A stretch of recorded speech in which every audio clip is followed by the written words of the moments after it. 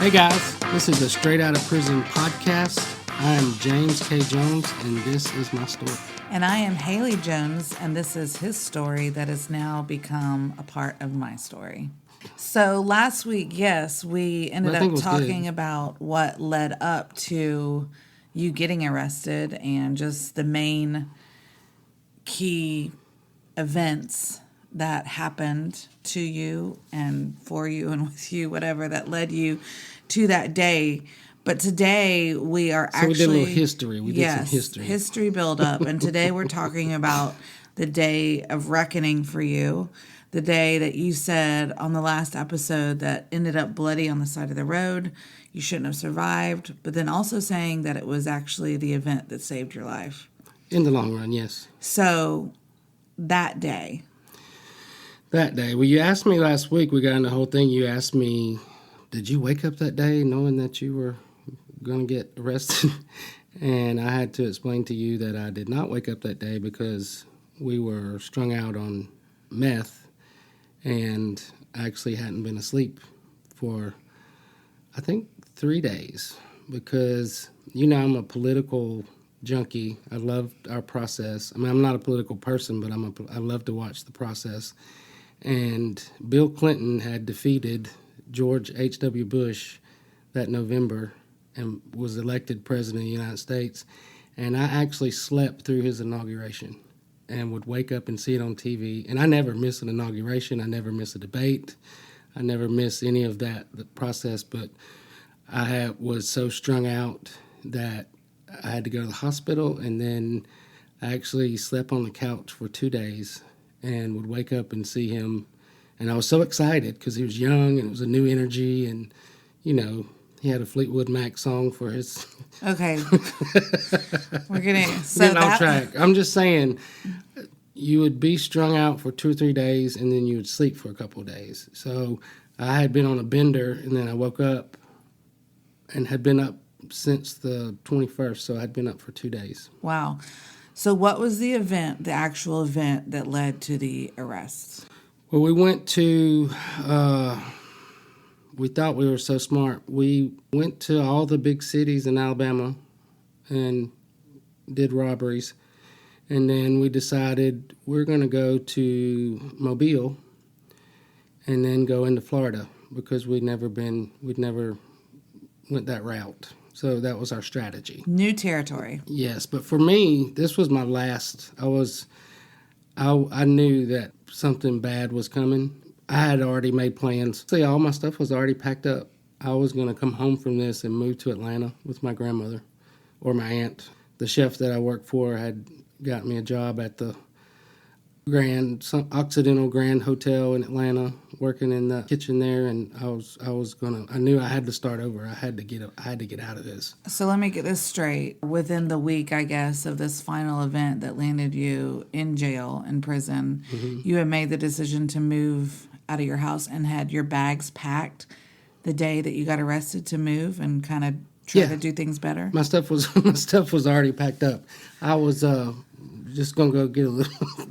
I was going to go get some money, so I'd have a little... You can go steal some money? I was going to have a little nest egg so I could go, move on. That was my plan. But there was already conflict between me and my co-defendant. Your cousin? My cousin. Yeah. My crime partner. We talked in depth about that. Your partner in crime, literally. Yes. We were having conflict because nobody knew that I was up to anything.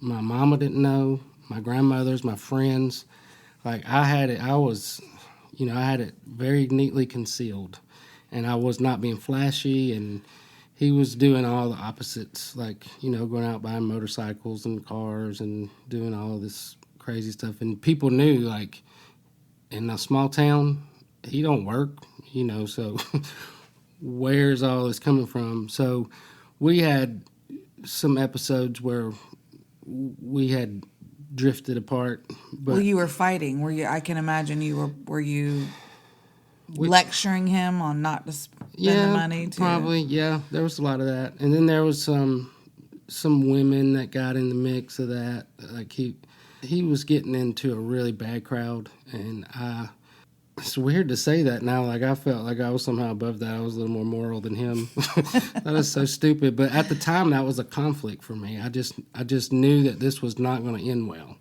And it was just getting worse and worse and worse. And it was only that whole bender only lasted 45 days. But it was a progression that started, and it just went down. It spiraled down and out of control very fast. Okay, so let's come back to, place did you rob? We went to a place in Mobile. We robbed a Ryan steakhouse. Then we crossed over into Florida, and we robbed a Ryan steakhouse that morning in Panama City, Florida. And we rode around on the Miracle Strip or whatever that was called down there. So 2 in one day.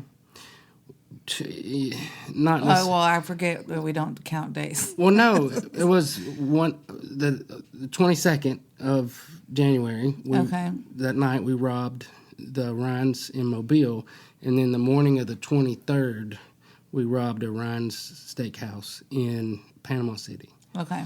When we left there, it was daylight, and I was scared, and I panicked. And I said, I got to go home. I can't. I mean, I got to go. Do you think you felt like you knew what was coming? Absolutely. I mean, I've never been stupid. I mean, I was deceived and evil, but I was not stupid. Deceived and evil, but not stupid. No, I mean, I knew. Like, you know, it was just somebody recognizing me. I was paranoid about my shoes because, you know, like, what if somebody recognizes my shoes? Because, I'm a shoe guy. I've always had odd. I don't want the shoes that everybody else has. I actually, when we were in Panama City, I made a turn and crossed back into Alabama, and he talked me into turning around and going to Florida. And in my mind, I was like, well, this is going to be my last one, so we might as well, I might as well do it up big. Got on I-10, and this was before, there was no Google Maps, I didn't even know where I was going. I was just driving. We got on I-10, and there was, I don't even know the city, somewhere between Panama City and Tallahassee. You probably know because you grew up down there.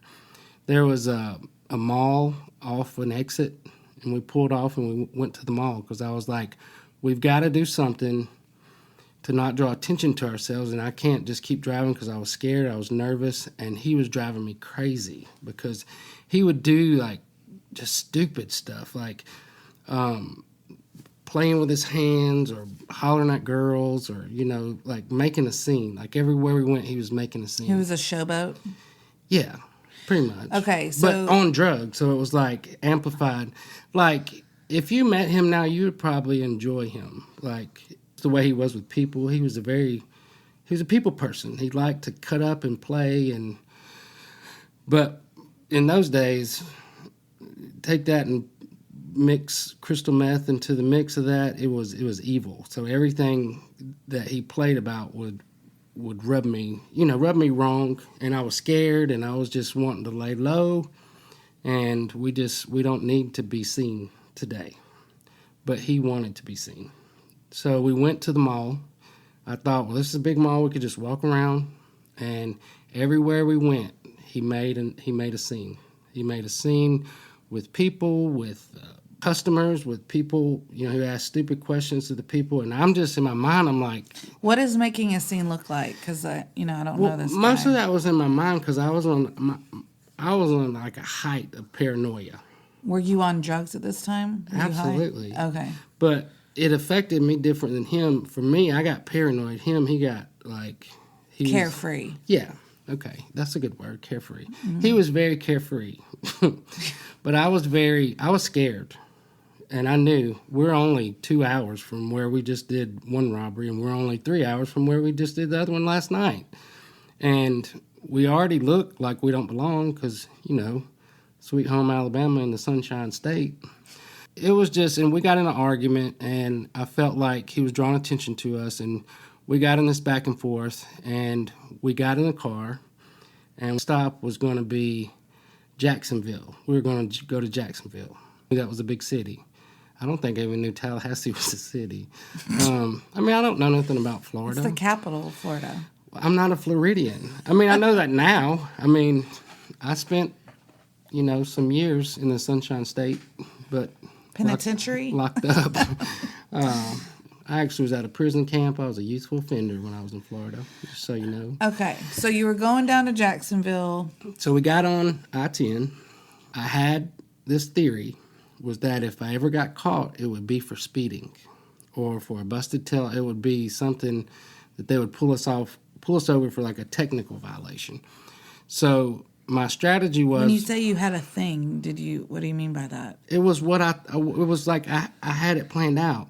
If we get caught, it's going to be because a policeman pulls us over for some random nonsense, seatbelt, busted taillight, tag expired. You know, I didn't have any of that. Or speeding. I'm a speeder, you know that. Yeah. So my strategy was, I got on a highway, I would put my cruise control on 5 miles under the speed limit, so there would be none of that. That morning, when we got back on the highway, my cruise control didn't work. And we drove about somewhere in between Panama City and Tallahassee on I-10, and he was rolling down the window hollering at girls. Like that, he loved to flirt with girls, you know, and stick his tongue out and do all that stuff. And I was like livid. Like I was like, you're stupid. You're going to get us caught. And he was like, how is looking at a girl going to get us caught? You know, so it was just this argument, and it made me very angry. And I started speeding. And I think the speed limit was like 70 on I-10 there. And I was doing like 80. And it was a little town. I mean, I didn't know it at the time, but it was a little town outside of Tallahassee called Cello, Florida. Mm-hmm. It was in Jefferson County. When the truck that we were driving, when I was speeding, I knew I was speeding, but I was mad. We crested over a little hump in the road, and I saw a deputy on the other side, and I knew it was over because I was speeding. And his light came on, and he flipped around, and he came, and he pulled me over, and I knew, we're done, it's over. So I pull over. Really quick, did you have money in the car? Did you have drugs in the car? All of the above. Okay. So I was scared to death. And I don't wear sunglasses. The sun, for some reason, doesn't bother me. But I knew that if I could conceal my eyes, maybe I could talk myself out and just get a speeding ticket. And I was trying so hard. I was so scared. I was trying so hard. And I was so mad at him because I felt like he made this happen, my co-defendant. And I let him know that. When I got out, it's so crazy talking about this now. Like, I can feel the adrenaline. I can see you almost shaking. It's weird. I really have not told this story many times because I try not to relive this part of it because it was rough. So you were scared. You got sunglasses. I put on my sunglasses. I got out. It was a sheriff's deputy. You got out of the car? I think he told me to get out. Okay. I can't remember. I got out. I walked back. I gave him my driver's license. And, I was a little redneck kid from Alabama. And in those days, we didn't have to have insurance. It was not a law in the state of Alabama. And you are very old. I did not even know that was a thing. I'm not that. I'm only 8 years older than you. But in those days, you didn't have to have insurance. And he asked me for my insurance card. And I told him, I'm from Alabama. I don't have to have insurance. We don't have that law. And he said, you're driving in the state of Florida. We do have that law, and you do have to have insurance. So we had a little back and forth about that. Nothing like getting an attitude with it. Yeah, well, you know about that. Yeah. You don't mess with the police. But, I had a little attitude that he asked me where I was going, and I didn't know where I was going. I was like... Well, Jacksonville, you just didn't remember that in that moment? No, I didn't know what to tell him. I didn't know what to tell him where I was going. And I thought, well, I'm in Florida. I said, we're headed to Disney World. And... he kept asking me questions and questions and questions and questions. And then he said, sir, do you have any contraband in your vehicle? And I was like... What is contraband? Contraband just means something you're not supposed to have. Oh, okay. And so I said, no. And he said, any drugs, weapons, illegal, something? So you didn't answer him like you answered me? All of the above. No. I said, no. I said, no, sir. And then he said, well, if you don't have anything in there, would it be okay for me to take a quick look and verify that? And I didn't know what to say. I mean, I found out after I got locked up I was supposed to say no because they can't search your vehicle for no reason. But I didn't know what to say, so I said, sure. I mean, what was I knew it was over. This was over. We're done. So he walks over to the passenger side of my truck, and my cousin is sitting in the passenger seat. And he opens the door, and he said, I need you to get out and to search the vehicle. And he told him that he couldn't search the vehicle. And he said, no, I have permission from Mr. Jones to search the vehicle. And he called me over, and so he's standing, and this was like a GMC, like 4x4. It was a little high off the ground, not like redneck high, but just regular high. I don't know how high redneck high is. It's not like like I drive a Honda Pilot now, so it's not low, but it's not high. Right. More like when I had a Tahoe, it was about that height where you have to step up in it to get in it. Okay, yeah. So he has the door open. My cousin's sitting in the passenger seat. He's refusing to get out. The deputy's standing right in the door with the door open, and then I'm standing right beside him. And I didn't know what to do. I wanted to run. I was like the woods, what can I do? I mean, I can live off the land, and, it's Florida. Maybe I can go fishing and eat the fish. And it all happened so fast. It was so fast. My cousin said, okay, I'll get out, but I want to go ahead and show you something before you find it. And I thought he was just going to show, might as well show him. He's going in to find it. And, we had like $10,000 behind the seat, all steel in wrappers, and, obvious that it was where it came from. He turned around, pulled the seat back, and he turned around and he pulled his gun. You're talking about your cousin now. My cousin pulled a gun on the cop. And I don't know. When you say that he pulled a gun on the cop, was he just aiming it at him, or he said, what? He said, I need to show you something before you find it. And the deputy was like, okay. And he pulled the seat back, reached in, grabbed the gun, and turned around and pointed it at the cop. And I'm standing there, he's standing there, and I didn't know what to do. I wanted to run, so I pushed the cop, I pushed him. What were you thinking? Do you remember in that moment? I was running. You were just trying to run away. I gotta go. I didn't sign up for this. I'm out.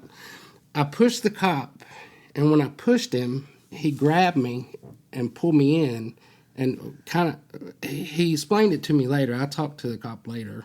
He was using me as a shield, that if my cousin shot at him, that's their training. They're trained. They're law enforcement. Right. They know what they're doing. He was using me as a shield, so if he shot him, then he would shoot me and not him. So he pulls me, and he falls into the truck with me on top of him. And as he is pulling down, he pulls out his gun, and he shoots it. And it is the loudest sound I've ever heard in my life. And it was, pow! It was crazy. And the smell. I guess it was right in your ear because he had you against his chest. I was on him, yeah. Yeah. And it wasn't just it was the sound, and then there was a smell. Like, I'd never been around guns. There was I guess it was gunpowder. I don't know what it was. I think it was gunpowder because I had powder on me after that. And I just rolled off of him. Like, this was like seconds. Right, right. My cousin pulled the gun. I pushed it off on the cop. He grabbed me. Pow! I rolled off. I rolled off into the floorboard, and then I rolled out the door, and I got under the truck. I didn't know what to do. I was scared. Never been that scared in my life. I can see your adrenaline, your voice shaking. I don't even know. telling it. I don't know that I really like telling this part. Breathing heavy. No, when you're telling it like this and you're asking, it's like you're reliving it. Right. So you're under the car. So I rolled out, I got under the car, and then there was a lot of conflict between them. And now this was a truck that was a little bit off the ground, so there was room for me to be under there, comfortably. But I'm right under the cab of the truck. The cop is screaming out of the passenger side. My cousin is at the end of the truck. So I have this view. The deputy's to my left, my cousin is to my right, and they're screaming and hollering and shooting. My cousin is shooting the gun. And then the gun jammed or something happened, and then he was trying to refix it, and I was screaming at him to, put the gun, what are you doing? Like, stop, whatever is happening right now, this can't happen. Actually ended up saving me later on because the deputy stood up for me later on because of what happened. So they're shooting at each other. I don't know if the cop ever shot, but I know my cousin fired like 3 or 4 rounds. And you were under the car at this time? Mm-hmm. Okay. And 2 of the rounds went into the truck. One of them went through the bed of the truck, through the cab of the truck, into the truck where the cop was, and hit the plastic and stopped. So we were that close to the electric chair. We would have gotten so what you're saying is one of the bullets that your cousin shot when you say went through the truck, went through your truck? Yeah, where the cop was. So went through your truck and hit the police officer? So you have a cab of a truck and then you have a bed of a truck. Mm-hmm. One of the bullets went through the bed, which is separate from the cab, through the cab, and the little plastic piece, the little like decoration or whatever that is, the bullet hit that and busted the plastic and dropped. So that's how. So if it hadn't hit that plastic and dropped, then it would have hit the police officer? Yes. And then we would. Where would it have hit him? I don't know. I wasn't in there. But I mean, it was bad. It was bad. So I'm under the truck. I'm trying to talk him down, and I saw on my arm black, like a black soot, and I touched it, like, what is that? I touched it, and when I did, I realized my hand went into my arm because I had gotten shot. The cop shot me in my arm, but I didn't feel it.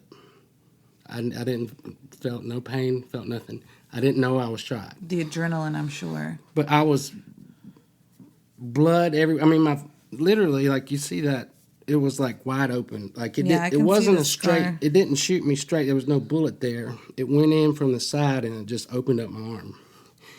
And I lost my mind. You know how I am with blood and fluids. Any kind of bodily fluid. I started screaming, I'm shot, I'm shot, I'm shot.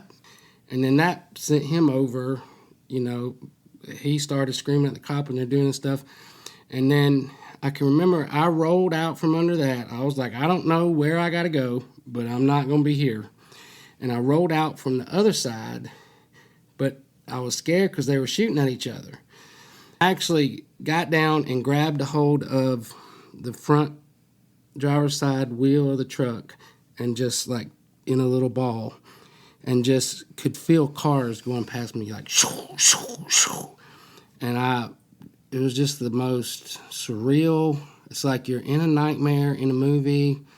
It's like the worst thing that you could ever be in.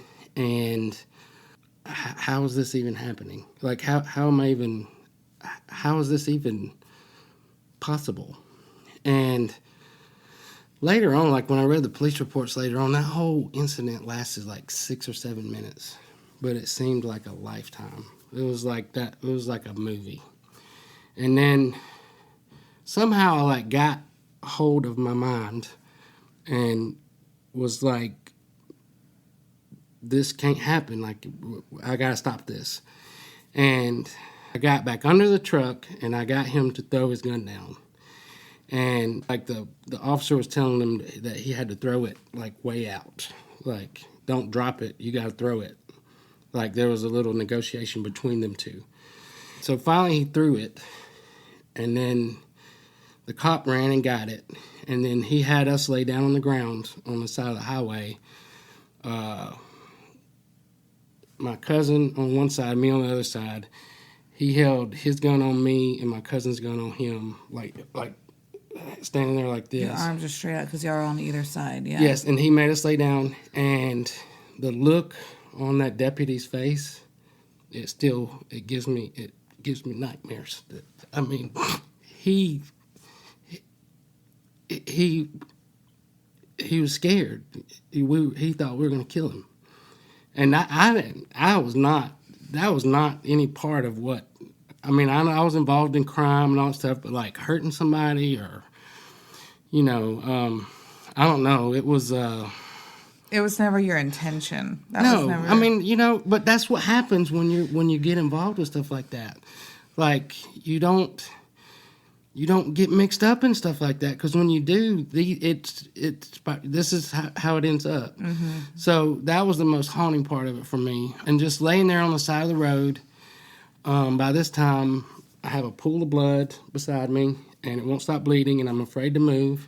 And he's telling us not to move, and he's breathing heavy, and he's bright red, and he's and holding the gun. And honestly, it took a lot of self-control for him not to shoot us. Like, I was looking down the barrel of the gun thinking he could shoot me and kill me right now, and he would not be wrong. Right, because he had been being shot at. I mean... Yeah. I mean, it's crazy. I mean, I don't know. So, I feel like we should have not survived that. And if it had been a different... this was a good man.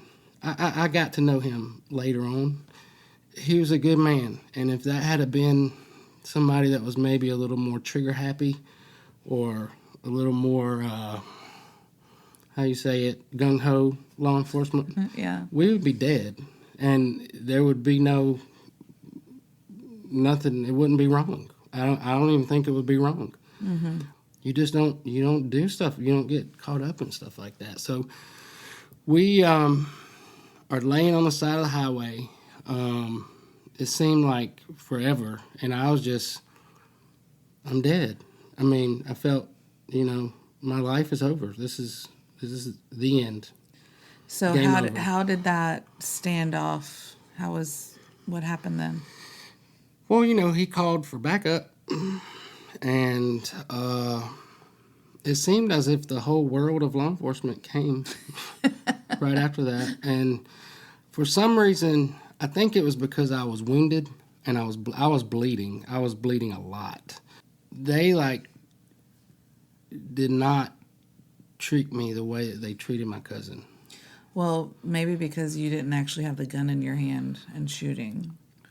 Well, I mean, you weren't the shooter. But I was a part of it. You were a part of it, but I'm saying that's maybe why they treated you. I think it was the blood, too. I think the blood, I mean, it was a lot of blood. There was a lot of blood. But because by that time it had started bleeding more, and then it just pulled up beside me. And they... and I guess they didn't know where you were shot necessarily. I don't know. Yeah. I don't know what they were thinking. But they were not super rough with me. They were very rough with him. They turned me over and handcuffed me, and I'd never been handcuffed, so I didn't really know.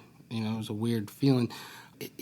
They turned him over, handcuffed him, and then tightened his handcuffs so tight that he couldn't feel his fingers for 6 months. They tore the nerves up in his hands. But then, it gets worse than that. I mean, you don't mess with law enforcement. You don't. You just don't. I mean, that's like if somebody comes out, somebody that I love, I'm going to be more rough with them. Right. And I guess, too, they don't know who they're dealing with. Yeah, and my cousin looked crazy because he had long hair and his eye, he was strung out. He'd been up for 6 days. But they threw him down, handcuffed him, and squeezed the handcuffs on. He's screaming that it hurt. And then they were, beating him in the ground, and then they turned him over. And when you say beating him in the ground? They beat him in the ground. They were, taking his head and beating him in the ground. They were scared. Why were they doing that? I mean, this is a hot topic. I'm just curious, did they feel fearful at that time? I mean, I don't know. I would have been fearful. I mean, somebody tried to kill me, try to shoot at me, try to kill me. Right. And then, I got the upper hand. I don't know what I would do. I don't think anybody does. And they're human beings. Right. And I'm not excusing, bad cops. I mean, there are bad cops. I'm not saying there's not. But this man was a good cop. He was a good man. So they were treating him rough, but handcuffed both of you. And then what happened? They roughed him up pretty bad. And then they actually laid him in an ant bed. I don't know on purpose? I don't know if it was on purpose, but they laid him in an ant bed. And it was quite a day. So they put you in a cop car. What happened? They put me in one car. They put him in another one. By the time I was in the car looking around, there was law enforcement everywhere, people pulling over. I mean, it was a sight to behold, and to me, it was the end of my life. I'm done. Game over. So from there, did they take you to, where did they take you? This is always funny because you say, I think, and maybe most people don't know the difference between jail and prison. I'm still unclear even though you've told me. I know that jail is first. I know that. I don't know if it's always first. Is it always first? You can't go to prison without going to jail, or at least getting booked into jail. Okay, see, I know you've told me that. So they took you to jail. They took me to the Jefferson County Sheriff's jail department, whatever. It's like the check-in desk at a hotel. They check you in, and then they send you to prison. No, they usually put you in a holding cell, and then they strip you butt naked and look inside of every part of your body that people shouldn't be looking at.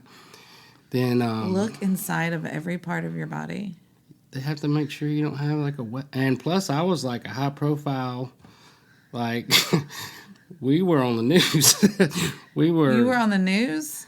Oh, America's Most Wanted? No, not Most Wanted, but we were on the news for your faces. They had your picture and everything. They had me shackled in handcuffs going into my arraignment on the news and in the papers. See, I don't know what arraignment is, but let's pause there. So first you went to jail, and they put you in a cell, check all your holes. Okay. Let's don't talk about arraignment. That's actually the next episode. Okay. Let's just talk about, this was the day we got arrested. Okay. So they take us to the sheriff's office. And this was not you get arrested in Jefferson County, Alabama. That's a big city, Birmingham's a big city, Jefferson County's a big county. This was a small county. This jail, this sheriff's office was not that. It was a very small town. Kind of not Mayberry, but Mayberry-esque. Yeah. Everybody knows everybody. It's a small town. So we were their top criminals that they had ever, It was an accomplishment that they had you in there? For them. I don't know if I'd call it an accomplishment, but it was... they were happy and proud that y'all had been attained, I guess. I don't think they were happy and proud, but it was kind of a big deal. I mean, ooh, that's the ones that tried to kill the cop. So that was the attitude when we got there. Okay. They took me, they wrapped my arm up with a bandage, and then immediately... They took me in an office, and this older guy came in. He was a detective, the one that read me my rights that I talked about last week. And he just was very nice and, can I get you a soda? What can I do for you? And can you just tell me what happened? He just wanted me to tell him the story. So, of course, I lied. I made up a story. Why did you lie? It was a pre-planned lie. Before we did the first one, we had it planned out, and we were going to do this robbery thing. And I panicked, and I told my cousin, I'm not doing that. That's too much of a risk. I'm not going to lose my life and go to jail or go to prison.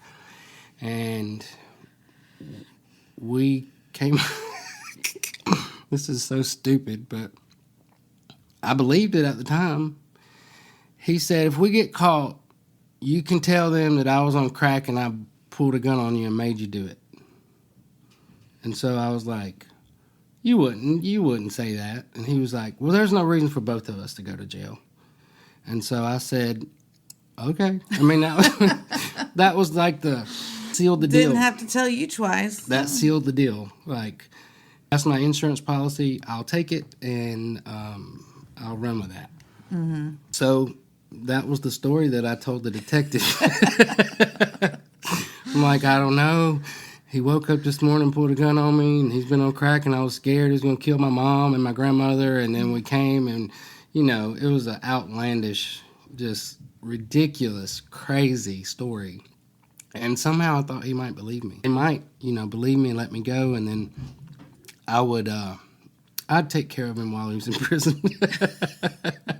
You would bring him some food and some. You can't bring food in. Or whatever one can bring. Nothing. You can send him some money. That's about all you can do. Okay, so you told this guy the story, and it was a long story. We talked for like 2 hours, but he got it all out of me, and then he's.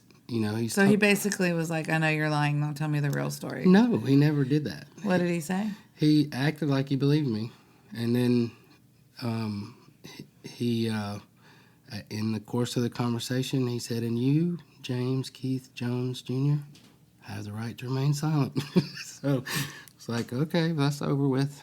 Then they stripped me, took all my stuff from me, put me in an orange jumpsuit with some flip-flops or shower slides.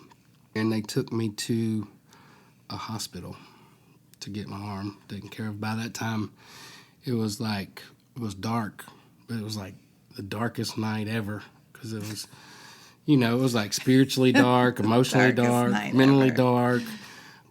Me in a van, like one of those vans where they have your arms locked up, they have your legs locked up, and then they have you locked up in the van. So they're making sure you ain't getting out because I guess at that point I was a serious criminal. They took me to the hospital. It felt like the middle of the night. I remember laying on a table and being under a bright light. They unhandcuffed my arms and then handcuffed my good arm to the table, and I had 2 deputies standing over me while the doctor sewed me up. And he had to clean it out, and then he sewed it up. It was. Did it hurt? By that time, yes, it was hurting real bad. And then one of the deputies was laughing, like, ha, ha, ha. Look at him, he's bleeding like a stuck pig. Like a stuck pig. That wasn't the deputy. No, this was in law enforcement, you have deputies that are out, and then you have correctional officers that are not out. They just take care of the inmates. Kind of like there used to be an old joke, if you give a man a badge but don't give him a gun, what does he do all day? Watch his inmates. So he was one of those guys, and he was not nice. There were a lot of those. So they sewed you up. Sewed me up. They took me back. They were doing some paperwork, and they had me looking at all this paperwork and signing it. And I remember it said bond amount, and it said HWOB. And HWOB. Okay. Yeah. And so I was trying to figure out what that meant, because I was in strategy mode. My granny, come my dad, somebody come get me, come just pay the money, give your house, do whatever you got to do to get me out of here. Sell your house, whatever you need to do. Kids. Well, that was I was conditioned to that. That's what always happened. They figured out a way to get me out of because you said your mom had always bailed you out. Always. There was no, I didn't have any doubt. Whatever y'all need to do, let's just get it done. I was not a good person then. I was very selfish. The HWOB, looking at that on the thing and not understanding what that meant, I asked the lady, what does HWOB mean? And she said, oh, that means hold without bond, baby. That means you ain't going nowhere. You ain't going nowhere. So I was like, okay. So right after that, they sat me down in it was I don't know if it was a hallway. I was still clouded in my mind, but they were taking me back to put me in the jail part, but before I got back there, they sat me down. I didn't have handcuffs on, and I'm sitting there, and I look up, and this was already a scary day, seeing the inside of a jail, and there was a process and all stuff. I looked up, and I saw, this crazy person coming through. He had shackles on his feet, his arms were shackled, and he had, this crazy look on his face. And he had this crazy hair, and just the craziest looking person I've ever seen. It was like thinking like, oh, that's what they got here. They got like, there's crazy people here. This is crazy. And then there was a deputy escorting this person, and they had to walk right past me. And I was fascinated and scared looking at this crazy person. And as they walked past me and they got right up on me, I realized it was my cousin. It was my co-defendant. And I don't know why I didn't recognize him, but it was like he was in an orange jumpsuit and they had like done something to his head. I don't know, but it freaked me out. When I realized it was him, I started crying and like, what is happening? And then right after that, the deputy that we had gotten to the thing with walked down that hallway, and I stopped him. And I said, look, I know I'm in more trouble than I'm in trouble, and I know that this does not mean anything, but I just need you to know that I did not know that he was going to do that. Like, there's nothing in my mind. I didn't want to go to sleep that night with him thinking that I tried to kill him. That was bothering me more than anything. And he stopped, and we had a conversation, and I said, and I was sincere. Like, I know this is not going to get me out of trouble, but I need you to know that I did not know that was going to happen. I had no part of me that knew that was going to happen. And then we had a conversation, and I mean, I felt a little better about that part. And then they escorted me back to the jail and slammed the door. By yourself, or did you have roommates? Is that what you call it? I had a solitary confinement kind of thing there, but this was an older jail. It's not even open anymore. It literally looked like the one in Mayberry with the bars. Really? Except for the bars were painted red. From the Andy Griffith Show, that's what it looked like? Not exactly like that. There was like a front part, and then there were two like little Andy Griffith cells all in this one little cell place. And then there was like they called it a day room. It was just a little room with a metal table. And it was probably like maybe 400 square feet, split up into three. Like the first room had like 2 bunks to the left, 2 bunks to the right. Second room was the same, toilet in the middle, silver, nasty, disgusting toilet with no seat on it, and then a shower in the day room and a payphone.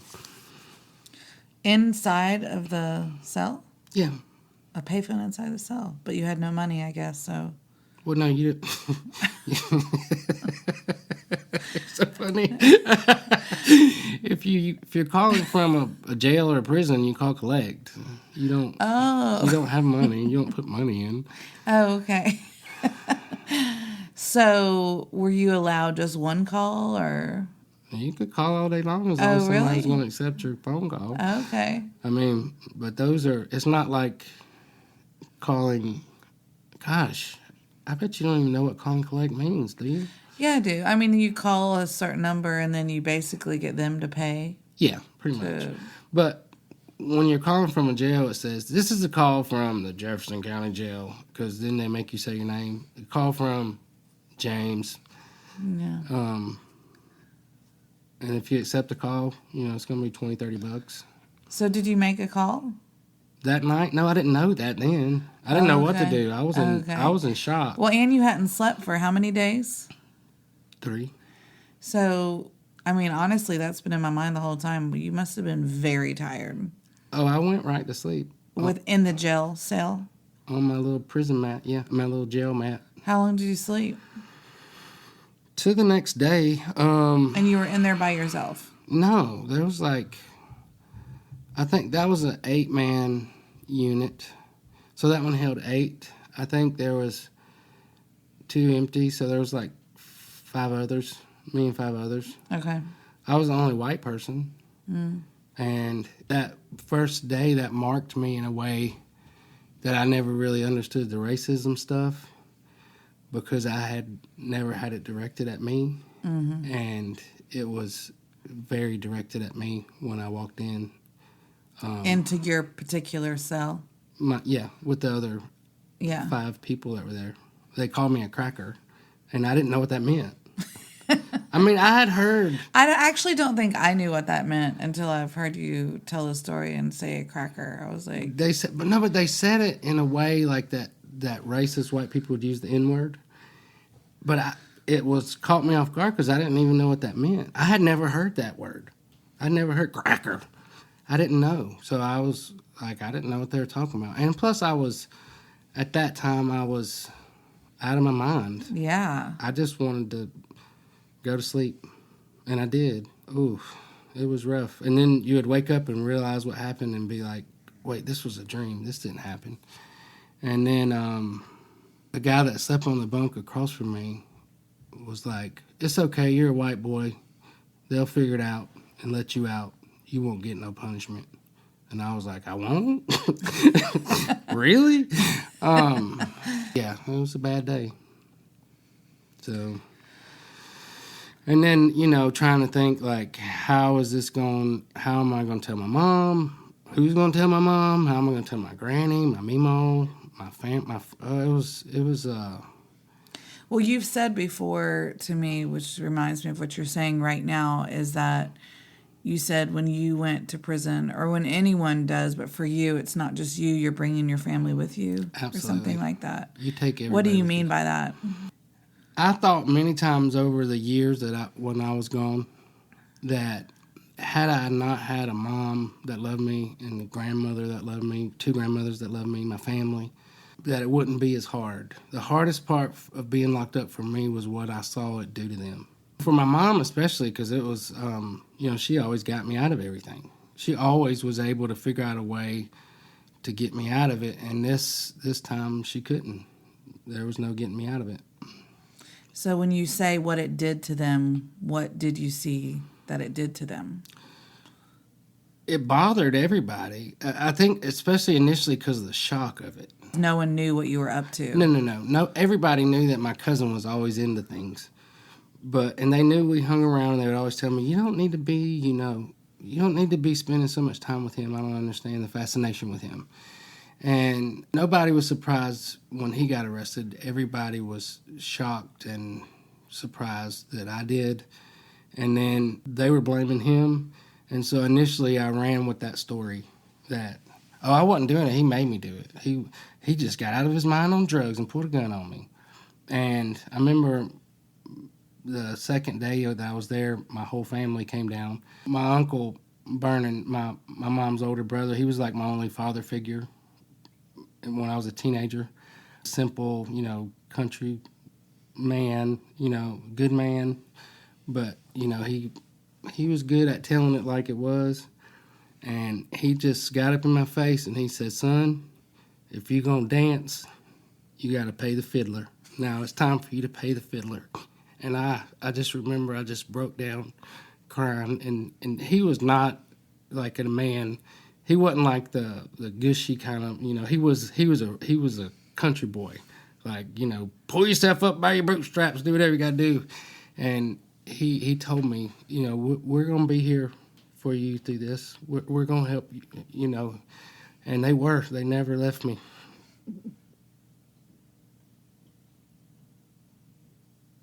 I think I forget that part of it.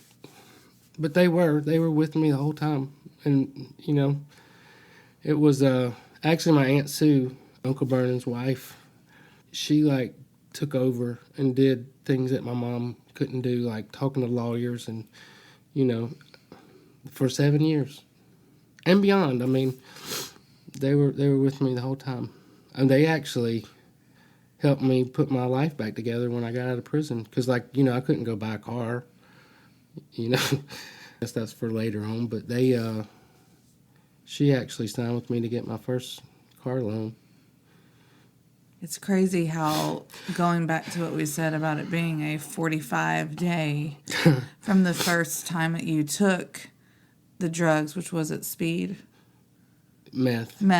It's all the same to me. I know it's not, but the first day that you took meth, that 45 days, how you said it just spun out of control, to that one event that then led to the next 7+ years of your life? Well, it was 7 years I spent in prison. But then when I got out of prison, it was another 13 years before I was done with everything, the parole, the probation, the fines, the restitution, all that. So for it to be over, it took me 18 years. And then, wow. Well, and then you know this part of the story, because then later on they came back in 2014 and told me I missed a fine. Remember that? Yeah. They came back and told me you missed a $5,000, $6,000 fine that you didn't pay, and then I had to pay that. And, we just paid that off this year, 2020. Yeah. So that's 27 years. So final thought, because we said in the beginning, you had said you ended up bloody on the side of the road. You shouldn't have survived, but this incident, this one particular incident that then dictated the next, decade more of your life, that it actually saved your life. How did it save your life? Do we want to say that now? I mean, I think you could give like a one sentence, just why was that a good thing? What good was in that? I mean, not that you have to go into the whole thing, but I think we need to save that part of the story. Okay. But I think we just need to say that since I've been out of prison, since I got out in 1999, I got out in September of 1999, February of 2000, they let me start coming back in to prison to try to help guys. And I've pretty much been, ever since then, working with guys in prison, guys in addiction, guys coming in and out of recovery, in and out of jail and out of prison, like kids that are on the wrong path. So I've always tried to use that to help people. But what I've found in all these years, so I guess that's 20 years of doing that, helping, I've spent 5-6 years at the Foundry working with people when they had a reentry program, guys coming out of prison. The one thing I've noted is that mama, I'm not talking about my mama, I'm talking about anybody's mama. Mm-hmm. They do not want their babies to go to jail. They will do anything to don't lock my baby up. Well, as a mom, I mean, I can relate to that. I get it. But I've told so many mamas this. Let him get locked up. Let him get locked up now. Let him spend 2 weeks in jail. Let him suffer the consequences of what he's doing, and it might help him later on. I believe with all my heart, had I got locked up for something minor, that I might have taken a different path. Not a good path, you mean? Oh, I may have. I believe if I never suffered the consequences. Oh, if you were to have been locked up for something previously that was not as extensive. We'll talk about this in the next episode, but my first appearance in court, the judge pretty much told me, you're looking at life in prison. So I went from nothing to life in prison. I think if I would have suffered the consequences of breaking in a car or doing all the little low-level stuff that we were doing, that might have changed my mind. So what I'm saying is, if you got a kid that's strung out on drugs or crime or whatever, and you think that the worst thing could be for them to get locked up, maybe not. Maybe I disagree with that. Maybe if they did get locked up and just for a minute to get back on the right path, it could be a good thing. And in the end, it was not just a good thing for me, it changed my whole life. So really, then you just answered my question. Obviously, there's a lot more to unpack on how that changed your life or saved your life. But you just answered that question in terms of it saved your life because you were forced to pay a consequence for something you did. Mm-hmm. And that, in and of itself, changed you for the better. It is. That's the story. All right. Well, I think we need to end this one here. If you'll stay tuned, the next episode, call that the aftermath. We're going to talk about, my first appearance in court, how my family and friends dealt with it, the news media, which was all over this case, which scared me half to death, other inmates, officers, the correctional officers, just how we navigated through all that mess. It was quite a journey. So any closing thoughts? No, that's it. All right. Look forward to hearing more next time. Well, stay tuned. And thanks so much. See you later. Bye. Hey guys, thanks for tuning in to the Straight Outta Prison podcast. For more, follow us on Facebook and Instagram. Look up Straight Outta Prison podcast. Yes, we have pictures and people of things that we talk about during each episode. I have really loved being able to connect people and their faces and names and some other things that we've talked about on this platform. So, Straight Outta Prison podcast, Facebook and Instagram. And if you'd like to support our show, check out our website, teamjones.co.com/podcast. Thanks, guys. See you soon.